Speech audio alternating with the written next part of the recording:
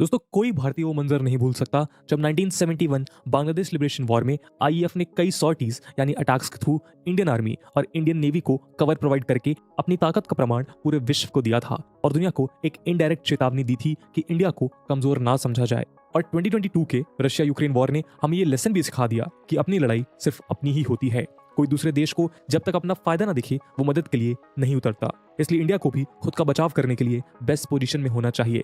The art of war किताब के author सुन जू ने कहा था, अगर तुम अपने दुश्मन और खुद को जानते हो तो तुम्हें 100 बैटल्स के रिजल्ट की भी फिक्र करने की जरूरत नहीं है। हमारी भारतीय वायुसेना कितनी शक्तिशाली है इसका अंदाजा हमें तब होगा जब हम अपने थ्रेट्स को समझेंगे और उनकी ताकत को जानेंगे।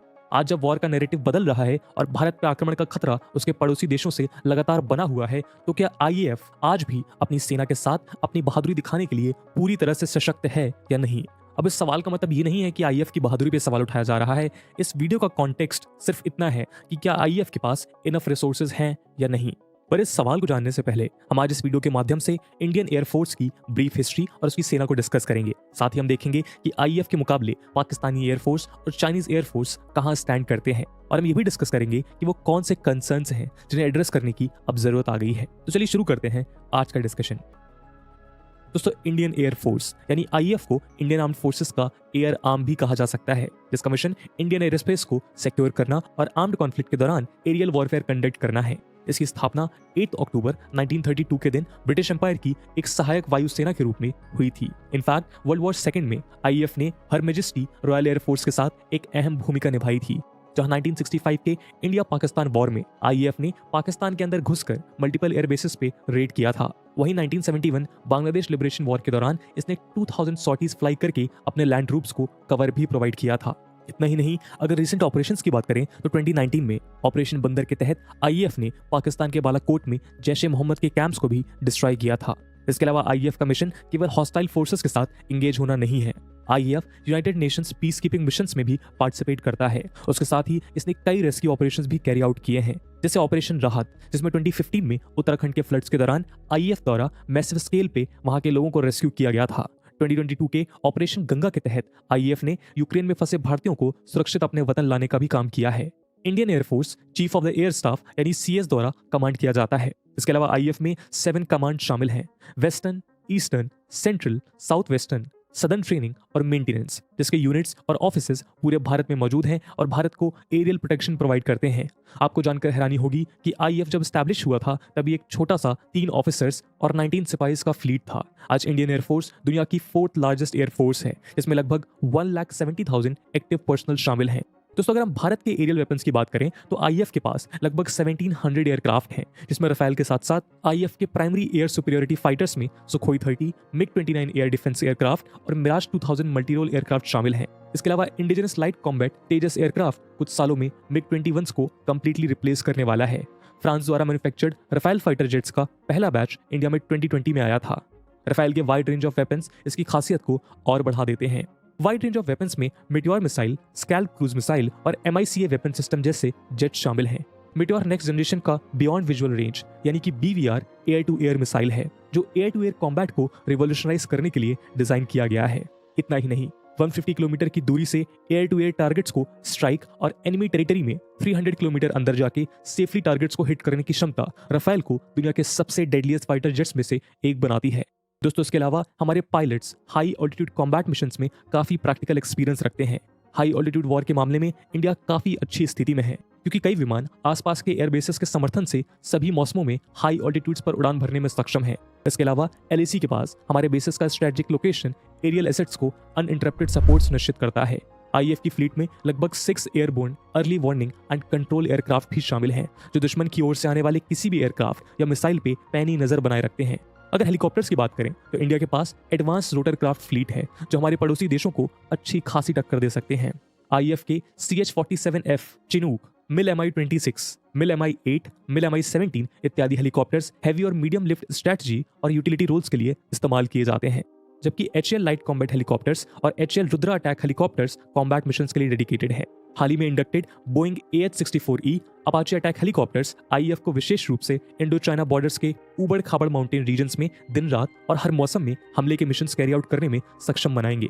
इतना ही नहीं, AH-64E अपाचे और CH-47 चिनूक जैसे combat proven aerial platforms conflicts के दौरान रिलायबिलिटी को इंश्योर करते हैं।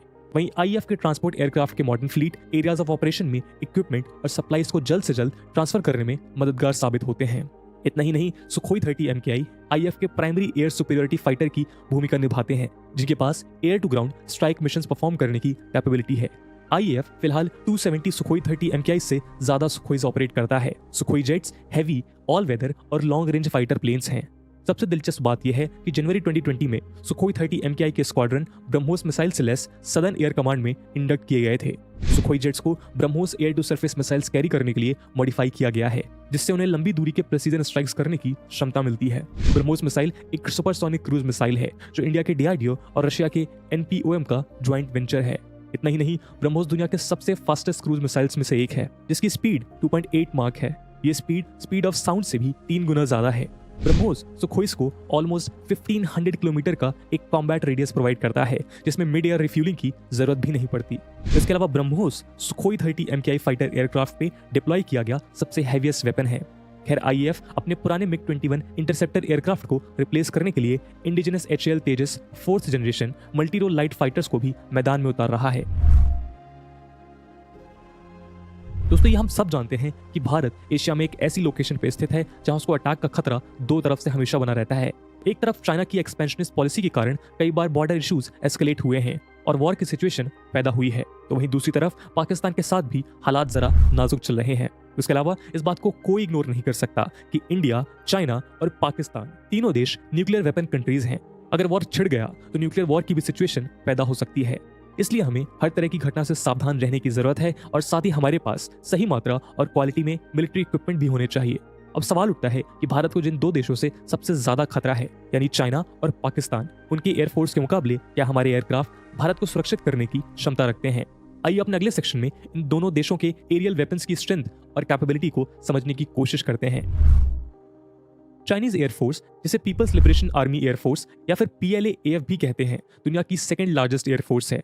PLA-AF 5 कमांड्स में ऑर्गेनाइज है, जिसमें eastern theatre command, southern theatre command, western theatre command, northern theatre command और सेंट्रल थिएटर कमांड शामिल है। साथ ही चाइना के पास लगभग 3,30,000 एक्टिव ड्यूटी मेंबर्स हैं। चाइनीज एयरफोर्स फ्लीट और स्ट्रेटेजिक इन्वेंट्री के मामले में इंडियन एयरफोर्स से स्ट्रॉन्गर है, लेकिन आईएएफ के पास ज्यादा एक्सपीरियंस ट्रूप्स, रिलायबल प्लेटफॉर्म्स और स्ट्रेटेजिक बेसिस हैं, जिनके द्वारा इंडिया अपनी स्ट्रेंथ को डिप्लॉय करता है। चाइनीज एयरफोर्स के पास 2700 एयरक्राफ्ट से भी ज्यादा इन्वेंट्री है, जो भारत के 1700 एयरक्राफ्ट से अधिक है। इसके अलावा चाइना के पास long range strategic bomber fleet, India से ज्यादा airborne early warning and control system aircraft और कॉम्बैट ड्रोन्स हैं। चाइना के बॉम्बर फोर्स में H-6 बैजर बॉम्बर वेरिएंट शामिल है। ये long range aircraft 6 land attack cruise missiles या LACMs कैरी कर सकते हैं, जिसकी मदद से PLA-AF प्रिसीजन के साथ इंडिया के किसी भी हिस्से को अपना टारगेट बना सकती है। इंडिया के पास फिलहाल ऐसे बॉम्बर्स नहीं है। दूसरी ओर चाइनीज एयरफोर्स में 20 airborne early warning and control system aircraft included हैं, जिससे आशंका जताई जाती है कि अगर दोनों देशों में युद्ध होता है तो ये एयरक्राफ्ट वॉर के रिजल्ट को चाइना के फेवर में मोड़ सकते हैं। चाइनीज एयरफोर्स के पास S-400 ट्रायम्फ सैम सिस्टम भी इंडक्टेड है, जो साल के अंत तक इंडिया के पास भी मौजूद होने की पूरी संभावना है। दोस्तों, जैसा कि हमने देखा था कि आईएएफ के पायलट्स हाई ऑल्टीट्यूड्स में काफी माहिर हैं, वहीं चाइनीज एयरफोर्स में ऐसा प्रैक्टिकल एक्सपीरियंस मिसिंग है। चाइनीज एयरफोर्स विमानों को तिब्बत के पास अपने एयर बेसिस में खराब मौसम के कारण लिमिटेड सप्लाईज और फ्यूल के साथ उड़ान भरनी पड़ती है।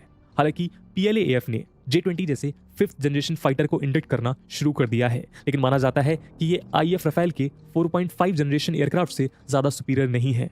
मिटेओर वेरी लॉन्ग रेंज और MICA beyond visual range air to air missile से लेस रफेल फाइटर से चाइनीज एरियल एसेट्स को एक सिग्निफिकेंट थ्रेट पैदा हो सकता है।